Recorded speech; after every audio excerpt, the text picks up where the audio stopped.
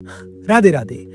आज मैं तुम्हें 3 ऐसे रीज़न बताता हूँ जिसकी वजह से तुम बार-बार अपने जीवन में केवल टॉक्सिक लोगों को, टॉक्सिक रिलेशनशिप्स को अट्रैक्ट कर रहे हो। वो भी श्रीमद् भगवद गीता एंड न्यूरोसाइंस से। क्यों सिर्फ लोगों के नाम बदलते हैं, लोग बदलते हैं बट उनके कैरेक्टर सेम ही होते हैं? क्यों तुम्हें वही एक्सपेक्टेशंस, वही पेन एंड वही एंडिंग मिलती है, वो भी बार-बार? Reason number 1, the brain seeks familiarity not happiness. Neuroscience कहती है कि तुम्हारा ब्रेन फेमिलियर पेन को अननोन पीस से ज्यादा सेफ मानता है। ये तुम्हारे दिमाग के रेटिकुलर एक्टिवेटिंग सिस्टम यानी कि रास का काम है। रास तुम्हारे सबकॉन्शियस में एक ऐसा फिल्टर क्रिएट करता है जो वही चीजें रिकॉग्नाइज करता है जो तुम्हें पहले से नॉर्मल लगती है, जो तुम्हें फेमिलियर लगती है। इसीलिए अगर तुम पिछली बार किसी टॉक्सिक रिलेशनशिप में थे, किसी टॉक्सिक व्यक्ति के साथ थे एंड अब तुम्हारी सिचुएशन चेंज हो गई है एंड कोई आकर तुम्हें रिस्पेक्ट दे रहा है, तो there is a high chance कि तुम्हारा ब्रेन इस सिचुएशन में इस व्यक्ति के साथ सेफ फील नहीं करेगा। तुम्हारा ब्रेन कहेगा कि इस बार तो कुछ अलग फील हो रहा है, शायद कुछ गड़बड़ है, कुछ सेफ नहीं है एंड तुम वापस उसी कंफर्ट जोन में चले जाना चाहोगे जहां पर पेन भी फेमिलियर था। Reason number 2, the emotional memory loop. जब तुम किसी रिलेशनशिप में पेन फील करते हो, तुम्हारा ब्रेन उस मेमोरी के साथ एक इमोशनल सिग्नेचर बना लेता है। वो पेन तुम्हारे सबकॉन्शियस पर एक फुटप्रिंट की तरह रह जाता है। तो जब तुम अगला रिश्ता शुरू करते हो, तुम्हारा ब्रेन कॉन्शियसली तो नहीं पर अनकॉन्शियसली वही एनर्जी ढूंढता है, वही पैटर्न ढूंढता है, क्योंकि उसके लिए वही नोन है,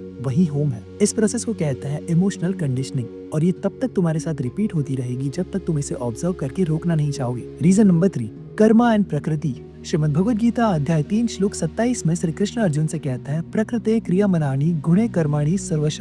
अर्थ, मनुष्य अपने गुण और प्रकृति के अनुसार कर्म करता है, यानी तुम्हारा कर्म और तुम्हारी प्रकृति मिलकर तुम्हारा पैटर्न, तुम्हारा चरित्र बनाता है। और जब तक तुम अपनी प्रकृति, अपनी सोच, अपने रिएक्शन पैटर्न, अपना चरित्र नहीं बदलते, तब तक तुम सेम सिचुएशन, सेम लोग, सेम टेस्ट बार बार अपने जीवन में अट्रैक्ट करते रहोगे। अब इस पैटर्न को चेंज कैसे करें, कैसे ये साइकिल तोड़े, चलो इसे भी समझ लेते हैं। Number 1, observe not blame. Her bar pattern repeat हो तब खुद से पूछो, चलो सिचुएशन तो चली गई बट मैंने इस बार इससे क्या सीखा। ऑब्जर्वेशन से ही हीलिंग शुरू होती है। Number 2, rewrite your definition of love. तुम्हें शायद दुख से, पीड़ा से प्रेम करने की आदत हो गई है, अब पीस को चूज करो। पीस बोरिंग नहीं होती, वो सिक्योर होती है। Number 3, detachment is equals to reprogramming. जैसा कि लास्ट वीडियो में बताया था, जब तुम कॉन्शियसली ऑब्जर्व करते हो, ब्रेक लेते हो, तुम्हारा ब्रेन नया न्यूरल पाथवेज बनाता है, वही न्यूरोप्लास्टिसिटी वाली प्रोसेस। यहाँ पर तुम अपने ब्रेन को नए पैटर्न सिखाते हो, खुद को आने वाले रिलेशनशिप के लिए एक बेटर व्यक्ति बनाते हो। That's it. Conclusion and summary of this video. Krishna Arjun से कहते हैं कि जो अपने आप पर विजय पाता है उसके लिए उसका मन उसका सबसे बड़ा मित्र है।